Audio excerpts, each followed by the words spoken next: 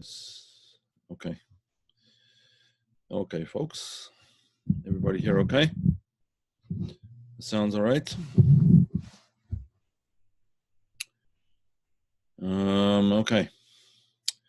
Let us begin then. We are about to study the 12th Tikun. Again, this is a series on Tikkunei Zohar. It is customary, I didn't mention this before actually, but it's customary to study the Tikkunei Zohar during the weeks of Shovavim. Shovavim means every week, as everybody knows, there is a section that we read from the Torah, from Scripture, from the Bible, 5 books of Moses. And during the weeks when we read the section beginning with the book of Exodus, from the beginning, all the way through to Mishpat, and this week is the receiving, tells the story of the receiving of the Torah, when the Jewish people received the Torah on Mount Sinai. And next week discusses a lot of the laws relating to receiving the Torah. So in any event, for all of those weeks, about 7 weeks,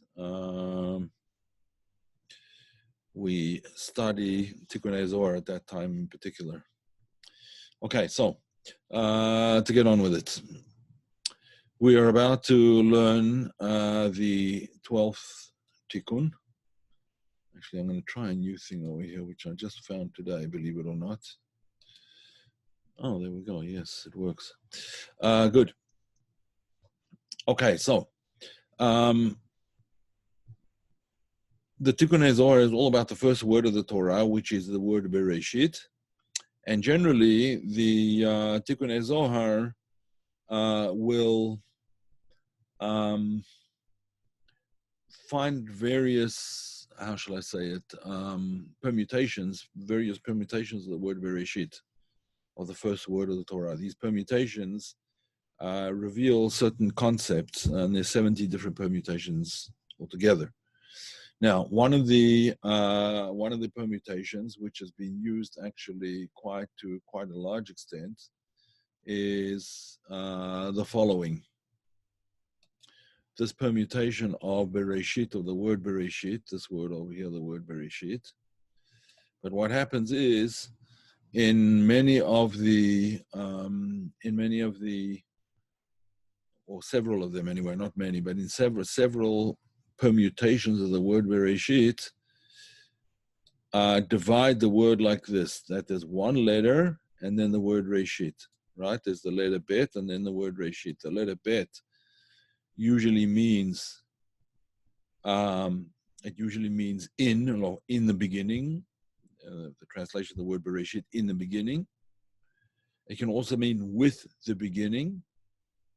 And in this case, the way the Zohar explains it means that there are 2 beginnings.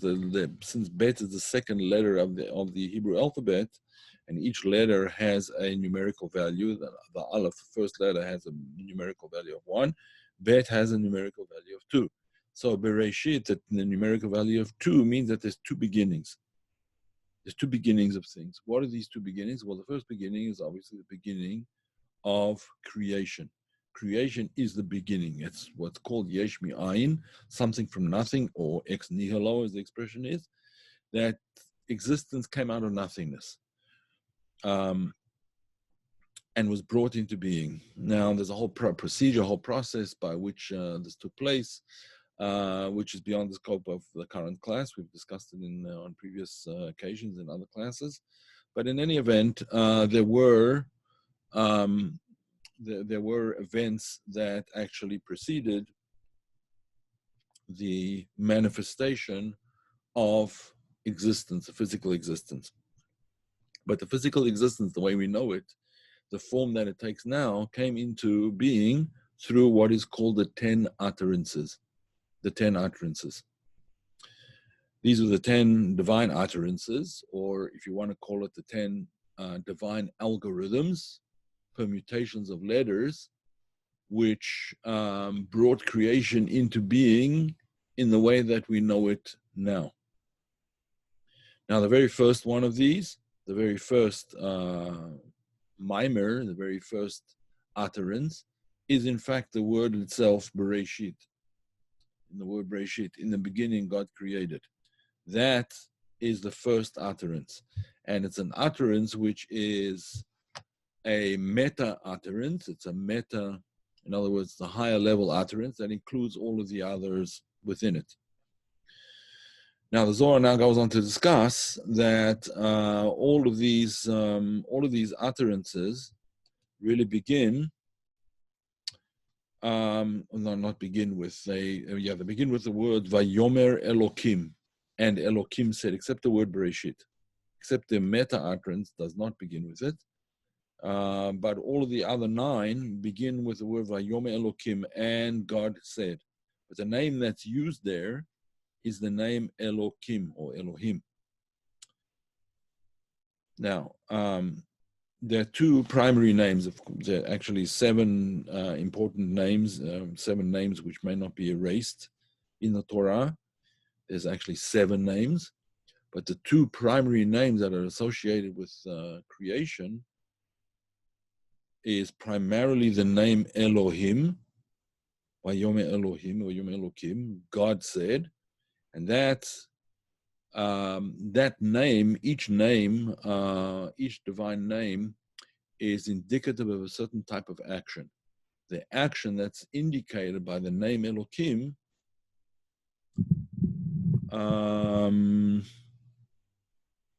I'll come back to you in a minute, Shane, okay?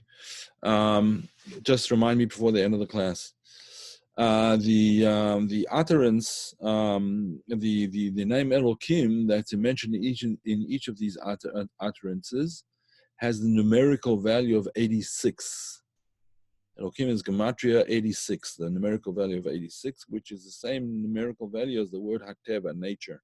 So nature came into being through these 10 utterances. What were the 10 utterances? Well, the first utterance was a meta utterance, where it says, Bereshit bara Elokim. Not God said, but Bereshit bara Elokim. In the beginning, God created the heavens and the earth. And then it goes on to say, Vayom Elokim, God said, there shall be light. God said there shall be a firmament separating between the upper and the lower. God said, Vayom Elokim, etc., etc. The waters gather together, let the plants grow, and so on and so forth. Okay. Now, the Zohar points out that there are 32 times that the name Elohim is mentioned.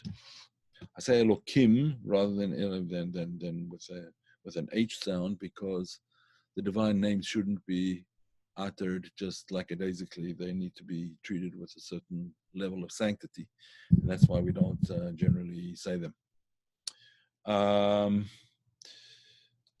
Okay.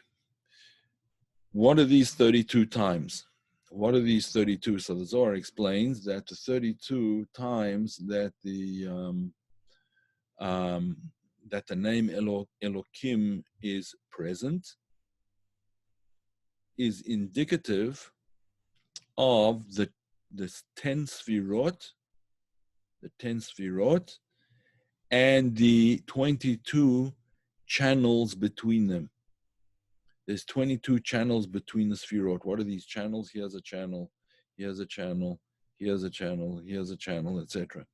All of these channels, what these channels do is that they bring the divine effluence, if you want to call it that, or the light as we prefer to call it, the divine light from all the way from Keter, which is the first Sefirah, through all of the Sefirot. So this light travels along these 32 paths. In other words, the light spreads out into 32 different, into 22 different paths, and the 10 Sefirot together makes 32. So that's the 32 times that the name Elokim is mentioned. And what is it? What is this concept? It's the concept of the divine infinite power being channeled, narrowed down. The word for it is tzimtzum. Tzimtzum means a contraction. It's contracted down and it's narrowed down so that a finite existence can come into being. The whole concept of the tzimtzum is a very important doctrine, and there's much to be said about it, but we're not going to talk about it tonight. So, in order for there to be a finite world, the infinite aspect has to be concealed, and then the divine light sort of pours down through these channels into the Sefirot. And each of the Sefirot, the structure, the Sephirotic structure, if you like to use academic type language, the structure of the Sefirot that you see over here is repeated in each of the worlds. So there's the world of Atzilut, lower level, there's a world of Bria, a lower level, the world of Yetzirah, and the lowest level is the world of Asiya. Right? There's 4 primary planes of reality, and then there's a meta world called Aran Kadmon. Yeah, these are the 32 paths of wisdom. Exactly, that's exactly what they are, Ellen. Quite right. These are the 32 paths of wisdom. Lamed Bet Netivot Chochmah, right? The 32 paths of wisdom, spoken about in Sefer Yetzirah, the Book of Formation. Okay, so now the Zohar goes on to say, let's just go back to where we were in the Zohar. So the Zohar goes on to say that these are the 32 times, these are the 32 times that the name Elokim is mentioned. Right, here's 32. I'm having fun with this little tool over here. Okay. That's Lamed Bet is 32. And then, I suppose not, I shouldn't use an arrow, but whatever. So, and here's the name Elokim. Yeah, that's 32 times the name Elokim. Okay? In the work of creation. Now, the Zohar goes on to say that the work of creation was from the left side. Now, whenever the Zohar or Kabbalah in general uses the term left and right, what's meant is not anything directional per se. What is really meant is that we're talking about something, some kind of quality, some kind of aspect. So the aspect here is the aspect, as I mentioned before, the aspect of constriction. The right side is the aspect of projecting outwards. And the left side is the idea of constricting inwards. Yeah, constricting. So, the Zohar goes on to say that the work of creation was from the left side, so to speak. And that's why the name Elokim is mentioned. Because the name Elokim is from the left side, it's from the Sefirah of Gevurah. Right, from the Sefirah of Gevurah. The Sefirah of, let me go back to the chart of the Sefirot. Yeah, the Sefirah of Gevurah here is associated with the name Elokim. The Sefirah of Chesed is associated with the name Aleph Lamed Kel, right? The Sefirah of Tiferet, which is the next thing that we're going to talk about, the Sefirah of Tiferet, is associated with the 4-letter name, the ineffable name as it's called sometimes, the 4-letter name, Yud, Hey, Vav, Hey. All right, so this is the name which is associated with constriction. This is the name that is associated with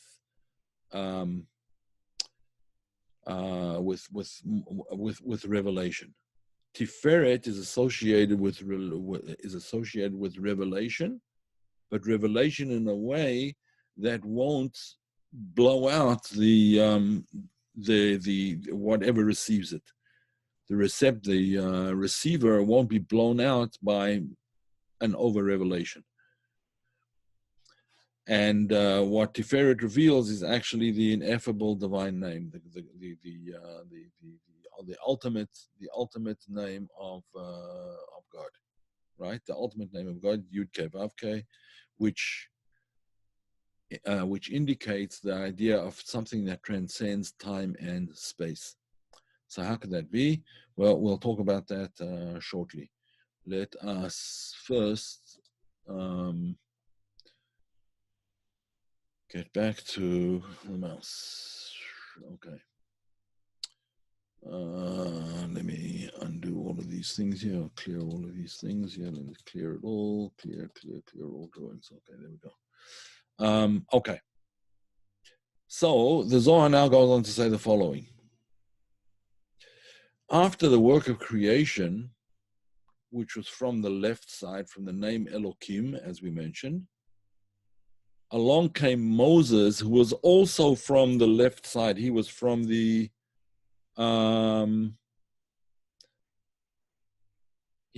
side of the Levim. He was a Levite. A Levite is from the left side. That's why they're associated with song. The Levites were the ones who sang in the temple. The left side is associated with song. Interestingly enough, the left side is not only constriction, but the left side is also elevation. In any event, the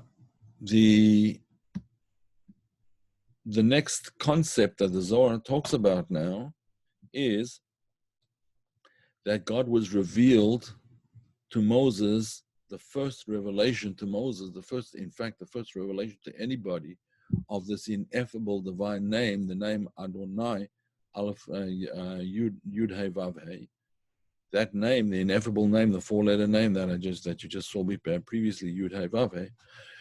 That name was revealed first to Moses. The patriarchs, Abraham, Isaac, and Jacob, knew about it, but it wasn't revealed to them directly.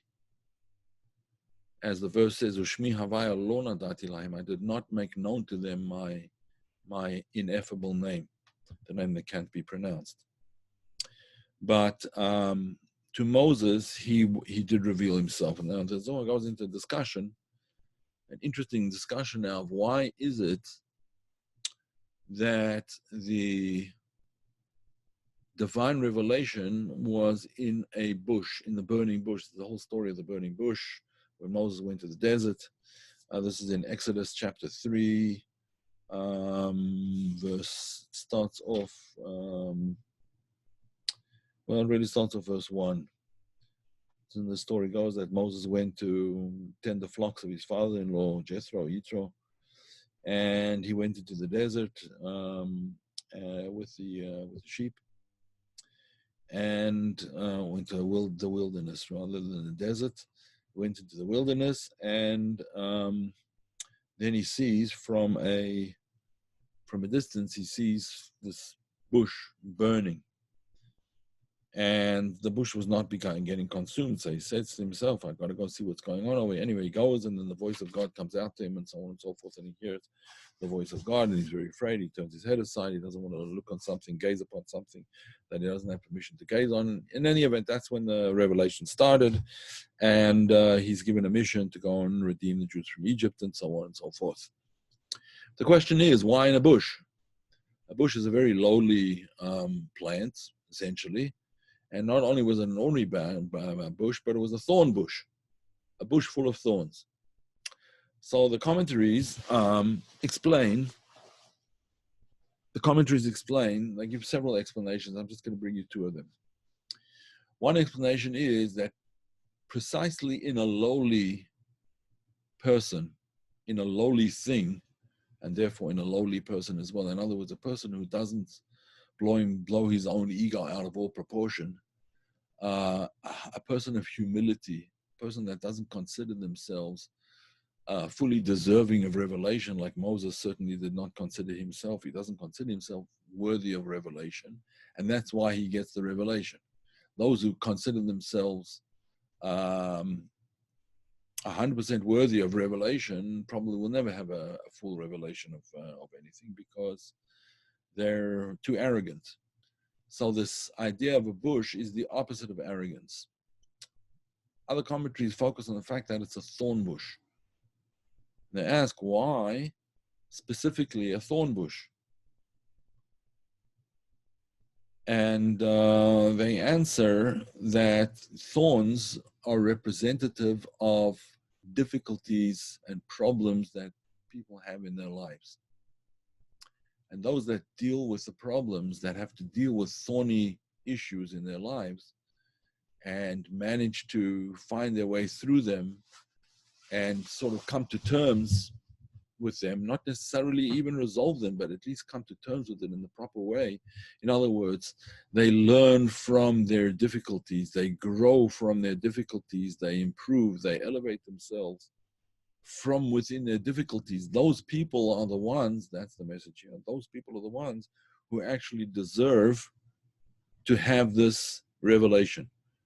And this revelation is in fact an infinite revelation. It's a transcendent experience that we're talking about. So to go a little bit further in what the Zohar discusses further on, it says that the idea is that the Jewish people had to go through a very intensely difficult time in Egypt. After the death of Joseph, they were basically enslaved by Pharaoh, and they were horribly treated, as slaves always were. And there came a point where, as our sages tell us, Pharaoh became leprous. He got leprosy, and his soothsayers and doctors and so on told him that the only way to cure your leprosy is to bathe in the blood of newborn children. So he went and he was slaughtering newborn children left and right. That's one explanation. The other explanation was he was trying to prevent the Jewish people from multiplying, because they were multiplying very fast. As you probably know, when a society becomes wealthy and lazy, they don't want to have children anymore. Children spoil the fun, right? So you see this a lot in the Western world today. I don't know what the birth rate is in America, but a few years ago was 2.1, just replacement levels. In European countries like in Italy and places like that, it's only 1.4 children per family. 1.4, that's a disaster. In China, there was a period of time, may still be, that there was a one child per family law, and one couldn't go beyond that. If you had a child already, then you had to have an abortion, or prevent having another child in the first place. So the Egyptians were also in a similar situation. They weren't having a lot of children. They were living in the lap of luxury, and children are, there's a lot of effort. A lot of effort goes into as the Haggadah. The Haggadah is the work that we read on Passover, Pesach, which says, Et amalenu. Amalenu means a hard toil in Egypt. And the sages say, what was our hard toil? Our hard toil was our children, bringing up our children with the proper values, bringing up the proper education, bringing them up with the proper understanding of our relationship to the Almighty, and so on and so forth. Okay, so the Egyptians didn't have a lot of children, and there were a lot of Jewish children. So one of the ways to cull the population of Jews was by killing the children. And the punishment for that was the death of the firstborn in Egypt. But in any event, the idea was that they were suffering tremendously in Egypt, whether it was just suffering from enslavement, suffering from having their children killed, suffering from having their children educated into a culture which was foreign to their own values, and so on and so forth. They went through a lot of suffering, and that's why the bush that was burning, the burning bush, was actually a thorn bush, to show Moses, to show Moshe Rabbeinu, that the thorn bush, the difficulties and the pain that the people had been through and were experiencing, was actually, in a sense, it was a purification. And that therefore, through this, doing this, the whole purification, through this time of going through purification, that we're now ready to be able to receive the Torah, which was the whole purpose of the Exodus from Egypt, to receive the divine law. So this first revelation, therefore, is in a burning thorn bush, teaching Moses and teaching us that out of difficulty can come light and enthusiasm, heat, enthusiasm, fire. Fire in the belly is what a lot of us are missing today. And this was one of the messages that Moses was being told. The people who have suffered most have the most fire in their belly. Those are the people who have suffered and not succumbed to their suffering. In any event, that was the message to Moses, that the revelation is going to be for those people who saw through their suffering and went to the other side. Now, don't get me wrong, there is no concept, except in rare circumstances, but there's no general concept in Jewish thought of placing suffering upon yourself. Yes, there used to be a time when people would go through, they would put themselves into exile to experience the suffering of the divine presence during the exile, when the divine presence is not revealed in the temple. They would do that and they would experience that suffering, but that's not something that we do today. The Baal Shem Tov came along and taught us, it was even before the Baal Shem Tov, but the Baal Shem Tov was very insistent on this idea that don't seek out suffering. There's enough suffering in the world that we don't have to seek it out. There's plenty of it to go around. And therefore, what we have to seek out now is the way to reveal the light rather than revel in the suffering, so to speak. Okay.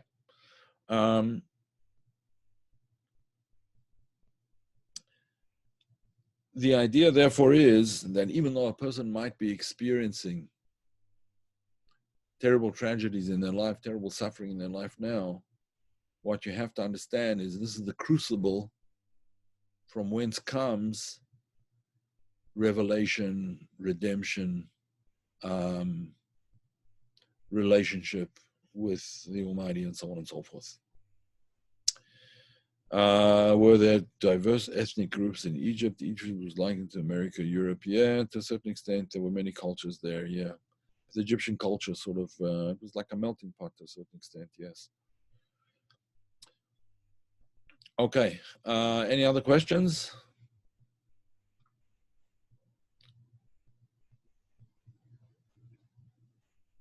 Yes, it does have to do, the asymmetry of left and right does have to do with the heart being on the left side of the body, yes, because the heart is associated with the blood, which is also the concept of gvura. It's associated with the concept of gvura, and the beating of the heart is called ratzo v'shov, going up and coming back down again, elevating and returning, going up and coming back.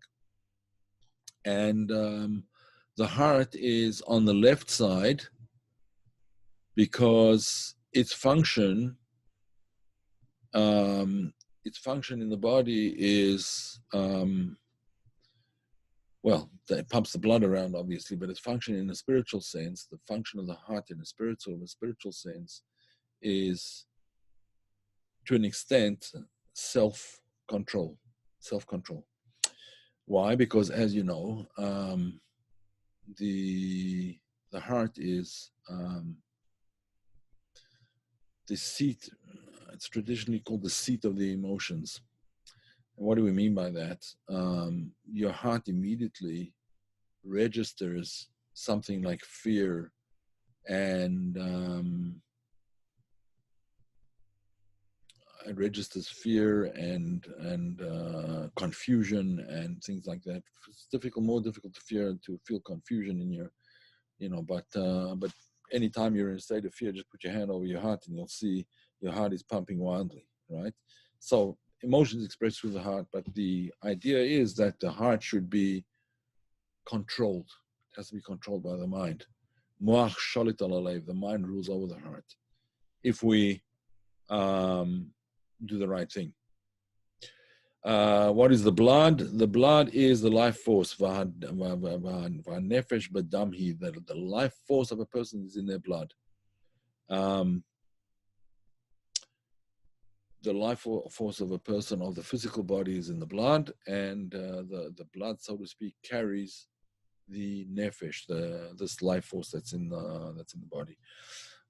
We could go into the concept of blood at great length beyond the scope of today, but in any event, that's the basic concept of blood. What is the relationship between of Isaac being the shepherd of Gvura, Aram Chesed, and Jacob Tiferet, and Moshe being Netzach? Okay, this is a rather complex question. Okay, basically the idea is that each of the patriarchs represents one of these Sefirot, one of these powers. Isaac represented Gevura. Abraham was Chesed, as we know, Chesed and Gevura. Let's just go back to our chart for a minute.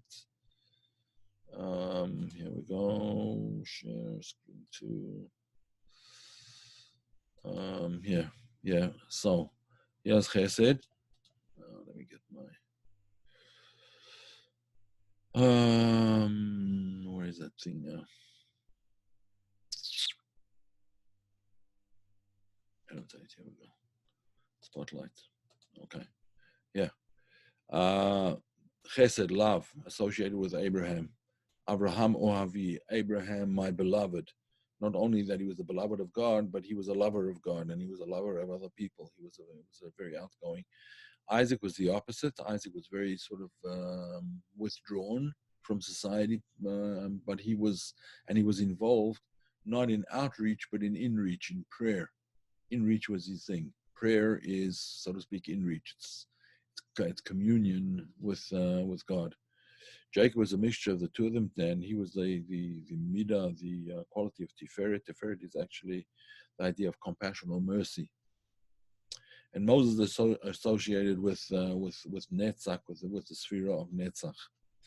Now, what does Netzach mean? Netzach means actually the ability to overcome. But it means much, much more than that. If you remember correctly,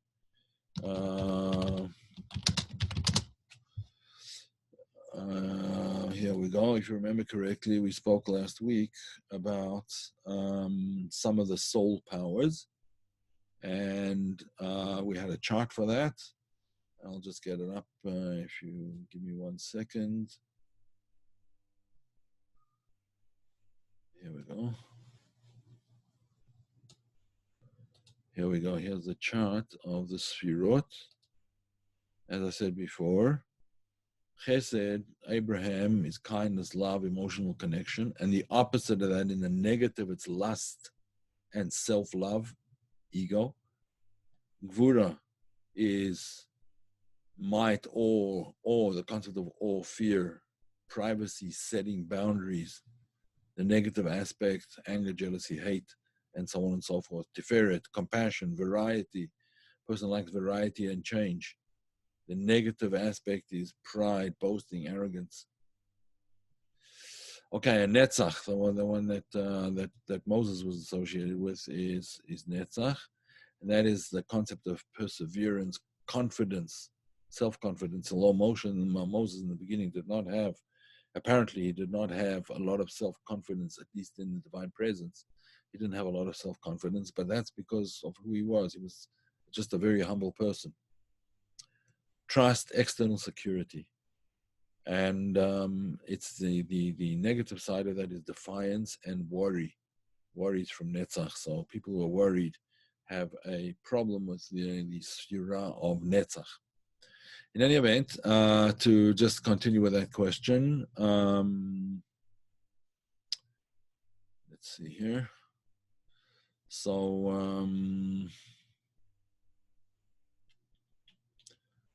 1 second, what's the question again?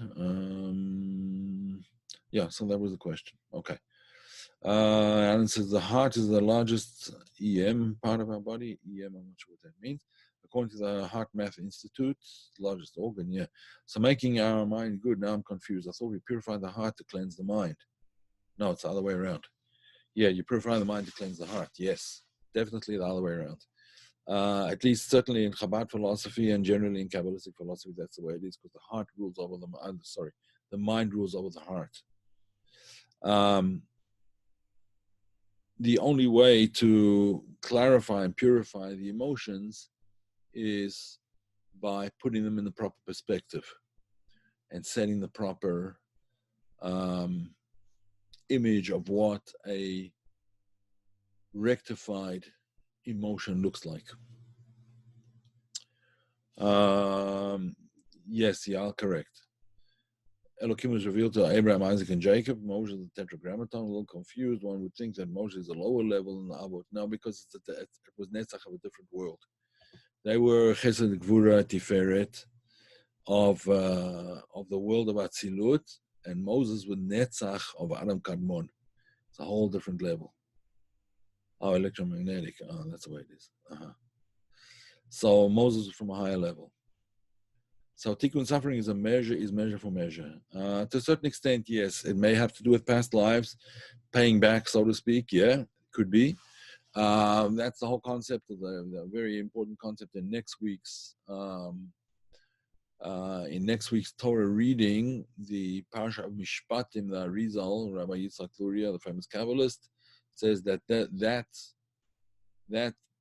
particular Torah reading is all about the idea of reincarnation.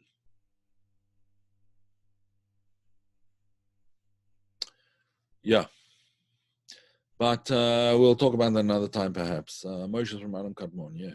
Min hamayim mishisihu. He was drawn out of the water. Out of the waters of what? Out of the water of the primordial water, so to speak, out of the world of Adam Kadmon. That's where his soul came from. If you're interested, there's a mimer from the Tzemach Tzedek that speaks about this. I could point you to. Okay. Now, let me just mention that there was something wrong with my my previous email, at least sending out to the email group. I suspect that what happened was somehow or another a spam email or some kind of hacking email address got into my group, got into the group which I was sending out the links to. And so when I was sending out emails, it was blocked probably by Google or whatever. I don't know, it was blocked. And people weren't getting the emails. You probably noticed earlier. Who was it? Let's see here. Shane, I think it was, yes. It was Shane that was saying that you weren't getting emails? Yeah. So no one was getting emails because I think Google was blocking all the emails. So I changed my email to Kabbalah decoded at gmail.com, as you know. And the list there of all the people who had subscribed was a little bit deficient. People who had subscribed in the last a couple of months, I think, were left out of that list. So if you didn't get emails, that's the reason that you didn't get emails. Just shoot me an email at kabbalah.com and I'll add you to the list once more, to the subscribed list. There was no intention of keeping anybody out. It was simply a problem with Google. I still haven't figured out, with Gmail rather. I still haven't figured out exactly what the problem was, but my suspicion is that it was a spam email address got into the group somehow or another. Okay. Any other questions?